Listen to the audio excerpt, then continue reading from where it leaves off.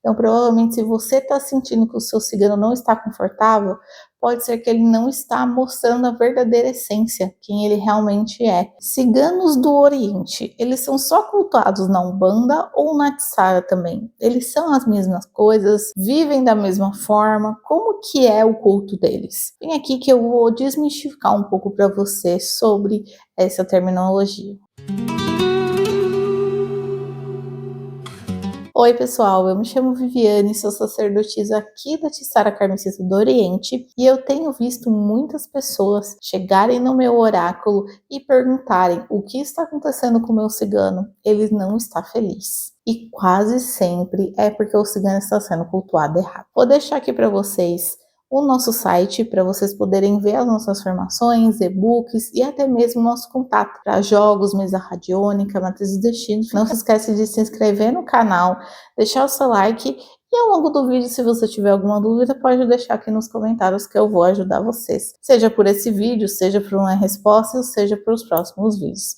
Fiquem à vontade para comentar. Dentro da Umbanda, eu tenho uma grande caminhada, onde eu tenho uma pombagira cigana da estrada, uma cigana esmeralda, e aqui na Tsara eu tenho a Carmencita do Oriente de frente e outros ciganos e até mesmo os chuvanes e chinorris. Então eu tenho uma grande propriedade para falar sobre isso. Vou trazer aqui experiências, ensinamentos e questões, tá? Eu não sou a lei maior da verdade, mas eu gostaria de trazer um pouco dessa visão, de toda essa experiência para vocês. Dentro do culto de Umbanda, a gente entende que os ciganos, eles são uma linha, assim como marinheiro, baiano, herê, caboclo. Só que eles colocam o cigano sempre com esse oriente depois. E se subentende que todo cigano é do Oriente.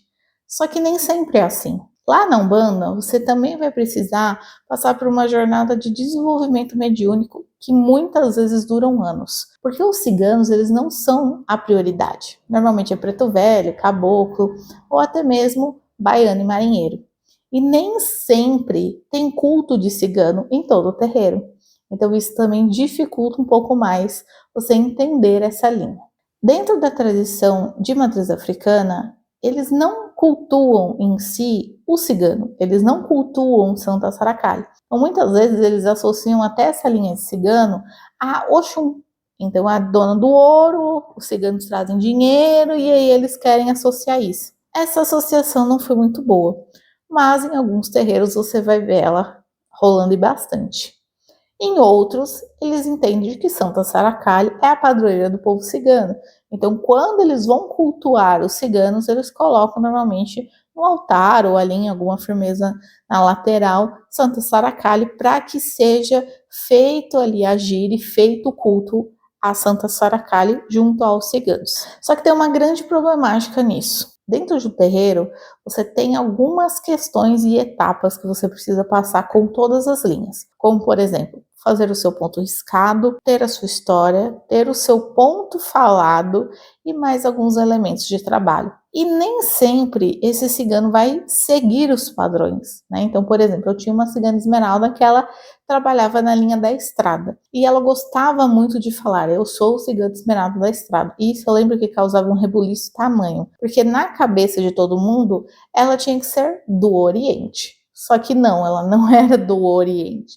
Ela era da estrada e ela trabalhava nessa energia. Só que ela sempre vinha de um jeito e ela era muito engraçado porque ela debochava das pessoas na forma que ela dançava, no oráculo que ela usava, porque os ciganos ali dentro são taxados assim: vamos fazer uma gira cigana, vamos todo mundo sentar e ler um oráculo e falar sobre o nosso futuro, o nosso destino, e sabe, eram umas coisas assim muito mirabolantes, e não são todos os terreiros assim, mas a maioria é, e infelizmente ciganos que não carregam essa tradição de jogar baralho cigano, ou até mesmo não tem uma cor tão normal, digamos assim, como vermelho, dourado, verde.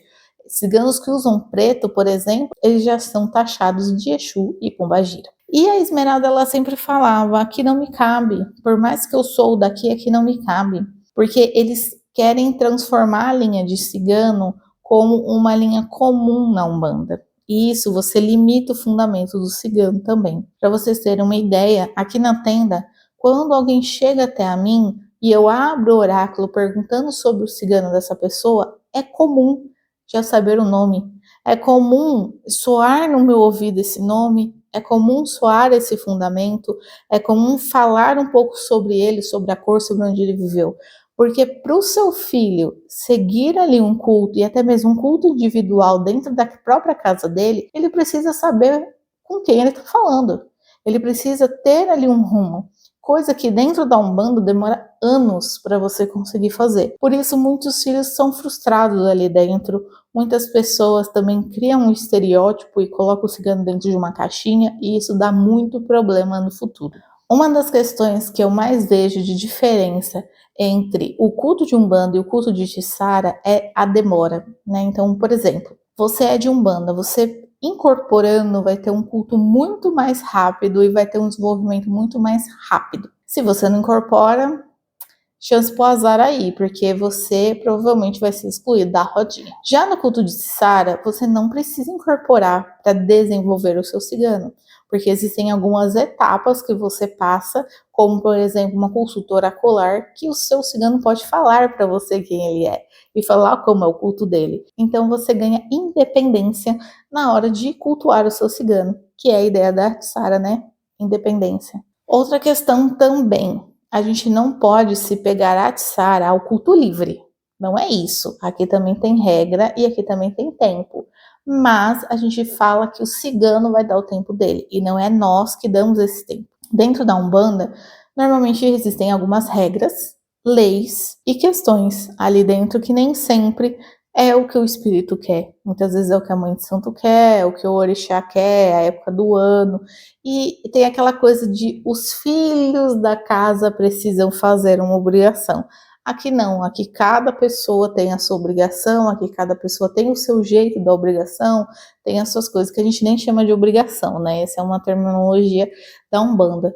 Aqui a gente fala sobre firmar o seu cigano, sobre agradá-lo, sobre cultuá-lo. E uma coisa muito importante de se falar. Aqui na Tiçara, quando a gente usa o termo Oriente, por exemplo, Carmencita do Oriente, nós estamos falando do local que esse cigano viveu, da sua tradição, do que ele carrega, dos fundamentos dele. Então é raro você ver os ciganos falarem: ah, eu sou cigana do Oriente, ah, eu sou cigana da Estrada. Não, ele vai trazer o nome dele e ele vai falar da onde ele veio. Então, por exemplo, a gente tem uma cigana aqui dentro que ela veio lá da Espanha. A gente tem a Carmencita, que veio lá do Oriente Médio. Esses ciganos, eles não vão carregar o Oriente no nome. Ela, por exemplo, não carrega. Eu não vou falar porque é fundamento da minha filha, mas ela não carrega Oriente no nome. Já a Carmencita carrega. Então você vai entender que aqui ela não tem nada a ver com o Oriente. E não é porque ela está numa tenda de uma cigana do Oriente que obrigatoriamente ela é. Mas o que que amarra toda a história? Processo migratório. Todo mundo sabe que os ciganos começaram seu processo ali na Índia e foram migrando ao longo dos países. E um deles foi a Espanha. Então, em alguma linhagem da Carmencita, ela tem a Espanha como uma característica de culto. Então, por isso, ela aceita outros ciganos que vieram dali. Pensa assim, quando eles eram vivos, eles literalmente andavam em famílias, em carroças e com muita gente. E eles eram muito andarilhos. E aqui na tenda, eles não vão ser andarilhos, mas eles vão ter uma grande família. Normalmente um cigano que entra aqui, ele tem alguma passagem com a Carmencita, ou ele tem alguma passagem com algum outro cigano que já está aqui, faz uma conexão diferente da Umbanda. Na Umbanda a gente não vê essas famílias, a gente não vê essa questão de egrégora cigana como na Tiçara. Então é comum você ver um cigano que veio da Espanha, junto com um cigano que vem da Índia, junto com um que vem da Arábia, desde que eles se tratem como família e eles tenham uma conexão. Então, o que eu sinto de diferença entre a Umbanda e a Tiçara nesse ponto é exatamente esse senso familiar.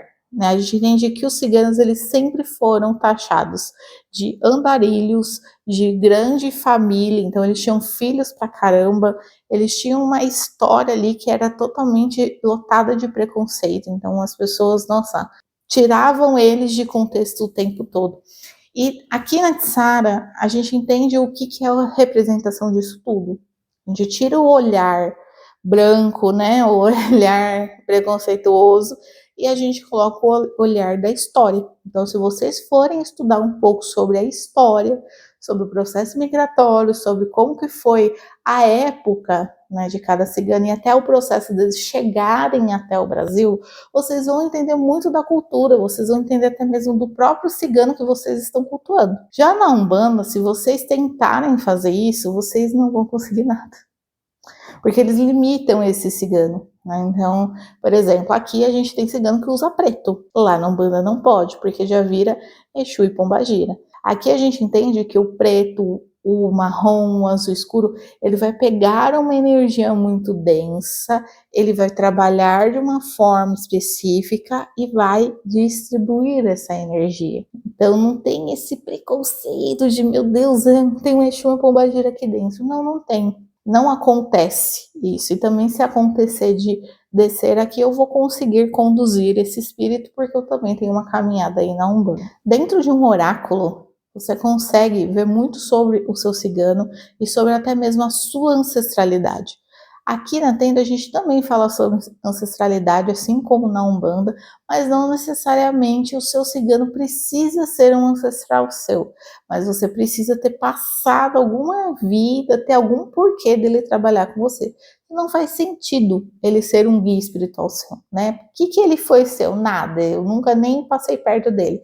Isso não existe. Isso daí que você realmente não vai ver em nenhum local, porque é muito difícil você ancorar uma energia que você nunca teve contato com ela, nem que seja em vidas passadas. Então, dentro do meu oráculo, vocês conseguem ver sobre essa história, sobre essa estrutura, né? Eu também faço alguns jogos de vidas passadas que às vezes aparece a história do cigano.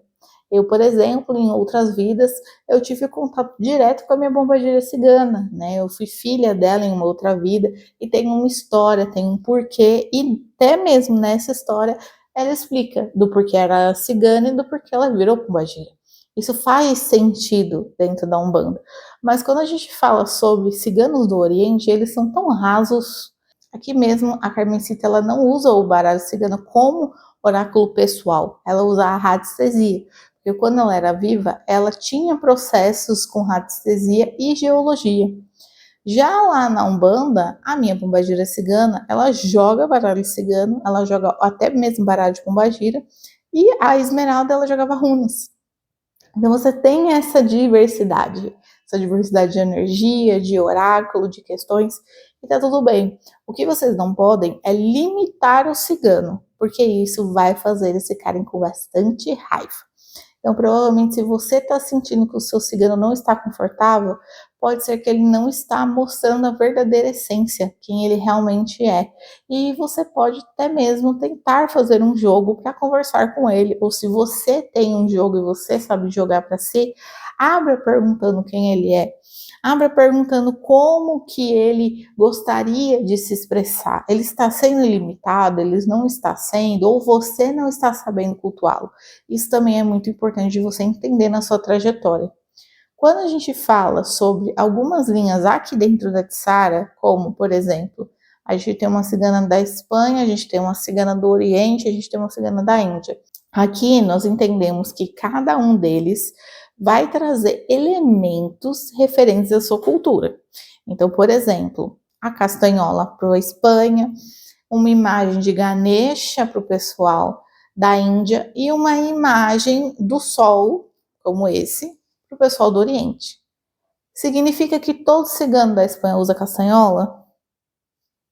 Não. Então, lá na Umbanda, se você vai falar do seu cigano, você vai fazer o quê? Vou dar um pandeiro, vou dar uma castanhola, vou dar ali umas moedas ciganas, vou dar alguma coisa. E, gente, nem sempre ele vai gostar.